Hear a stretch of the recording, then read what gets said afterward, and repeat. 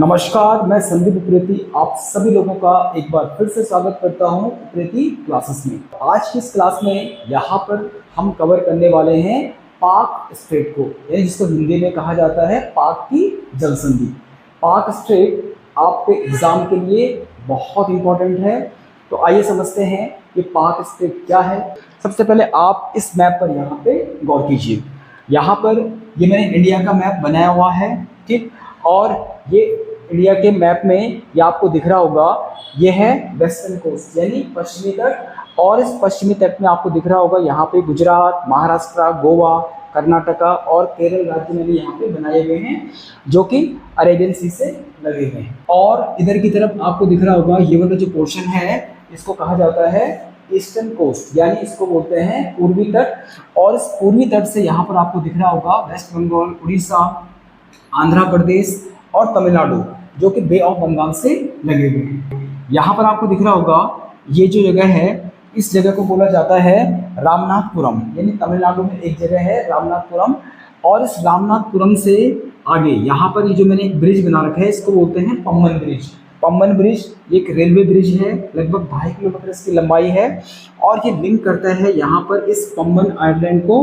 इस पम्बन आइलैंड का एक नाम है रामेश्वरम आइलैंड, तो यानी रामेश्वरम आइलैंड को लिंक करता है ये रेलवे ब्रिज, ठीक। और इसी रामेश्वरम आइलैंड के ऊपर यहाँ पर जो रेड कलर में आपको दिख रहा होगा, ये है रामेश्वरम महाद्वीप। और इसी रामेश्वरम आइलैंड से अगर मैं बिल्कुल आगे चलूँ तो यहाँ पर एक बिल्कुल टिप है, क्योंकि देखो ये जैसे जैसे हम आगे की तरफ चलेंगे तो ये आइलैंड ऐसा बारीक बारीक बारीक होता जाता है। और यहाँ पर एक टिप है, इस टिप को बोला जाता है धनुषकोडी। और धनुषकोडी से आगे आपको ये डॉटेड लाइन आपको दिख रही है ब्लैक कलर में, इसको कहा जाता है राम सेतु। और राम सेतु के इधर आपको यहाँ पे जो ब्लैक कलर में दिख रहे होंगे ये वाले, ये बड़े बड़े जो मैंने आइलैंड्स बना रखे हैं, इनको बोलते हैं मन्नार आइलैंड, यानी ये तलैया मन्नार है जिस पर श्रीलंका का अधिकार है। और ये आपका श्रीलंका, और ये श्रीलंका का जाफना प्रायद्वीप यानी जाफना पेनिनसुला। और इस राम सेतु से ऊपर की तरफ अगर हम जाएं तो ये पूरा बे ऑफ बंगाल है। और इस राम सेतु से नीचे की तरफ अगर हम देखें तो ये है गल्फ ऑफ मन्नार, ठीक। तो इतना आप लोगों के समझ में आ गया होगा। अब हम बात करते हैं पहले पाक स्ट्रेट की, और फिर वन बाय वन हम इन सबको यहाँ पे समझते हैं कि क्या है राम सेतु, क्या है रामेश्वरम और क्या क्या है इसकी कहानी। तो यहाँ पर ये जो पाक स्ट्रेट है, ये बेसिकली श्रीलंका को सेपरेट करता है भारत से, और भारत का तमिलनाडु राज्य इस पाक स्ट्रेट को सेपरेट करता है किससे? श्रीलंका से, ठीक।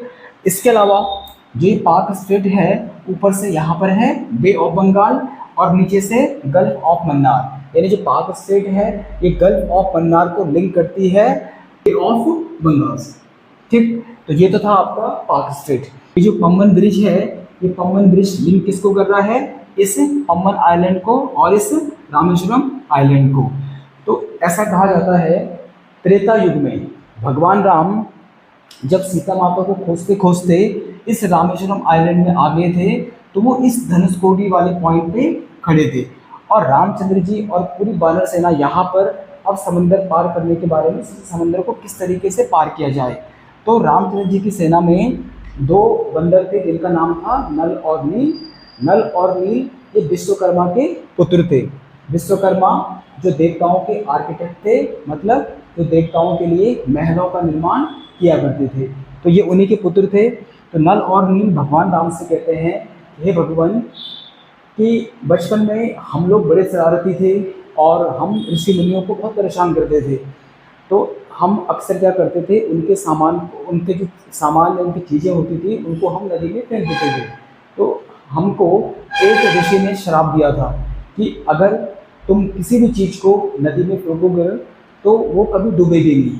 तो हे भगवान, आज वो जो श्राप है ना, यहाँ पर हमारे लिए वरदान बन सकता है, यानी आप वानर सेना को हुक्म दीजिए कि भाई वो पत्थर लेकर आए और हम उन पत्थरों को टच करके और उनको समुद्र में फेंकते रहेंगे। तो भगवान राम ने कहा तो बिल्कुल अच्छा आइडिया है। और इस तरीके से पूरी वानर सेना अब पत्थर लेकर आएगी और नल और नील उन पत्थरों को टच करते हैं और इससे समुद्र में एक पुल का निर्माण करते हैं। तो इसी पुल को कहा जाता है राम सेतु। और आज भी अगर आप कभी आप लोगों को मौका मिले रामेश्वरम आइलैंड जाने का, तो यहाँ पर एक दीवारनुमा आकृति दिखती है, क्योंकि यहाँ पर समंदर का पानी ना वो बिल्कुल कैसा है, ट्रांसपेरेंट है। तो समंदर के नीचे एक दीवारनुमा आकृति दिखाई देती है। तो लोगों का ऐसा मानना है कि भाई वो जो दीवारनुमा आकृति है यही रामायण काल का राम सेतु है। ठीक, और वर्तमान में ये राम सेतु है, इसकी लंबाई लगभग 48 किलोमीटर है, जो कि धनुषकोडी को लिंक करता है तलैया मन्नार से। भगवान राम ने यहाँ पर शिवजी भगवान की प्रार्थना की थी, और ऐसा कहा जाता है उन्होंने वहाँ पर बालू से एक शिवलिंग की स्थापना की थी, और तभी से इस जगह का नाम क्या पड़ गया था, रामेश्वरम महादेव। तो यहाँ पर रामेश्वरम महादेव का मंदिर है, और ये जो रामेश्वरम महादेव का मंदिर है ये भारत के 4 धामों में से एक है। अगर आप कॉम्पिटिटर हैं तो आपको भारत के 4 धाम कौन कौन से हैं उनके नाम भी पता होने चाहिए। तो भारत के 4 धामों में से साउथ में तो एक है रामेश्वरम महादेव, अगर हम नॉर्थ की बात करें तो बद्रीनाथ, और अगर हम ईस्ट की बात करें तो जगन्नाथपुरी जो कि उड़ीसा में है, और अगर हम पश्चिम में जाएं, वेस्ट में जाएं तो द्वारिका जो कि गुजरात में है। तो ये तो थे भारत के 4 धाम, और अगर आपको उत्तराखंड के 4 धाम पूछे जाएं तो यमुनोत्री, गंगोत्री, केदारनाथ और बद्रीनाथ ये उत्तराखंड के 4 धामों में आते हैं। आज की क्लास में हम इतना ही करेंगे, और अगर आपको ये क्लास अच्छी लगे तो प्लीज़ यार चैनल को सब्सक्राइब जरूर करें, और इस पर कॉमेंट्स करना बिल्कुल मत भूलें, और अपने ज़्यादा से ज़्यादा दोस्तों को इसको शेयर करना भी बिल्कुल ना भूलें। तो मिलते हैं फिर हम कल एक और ऐसी इंटरेस्टिंग क्लास के साथ में। Thank you so much.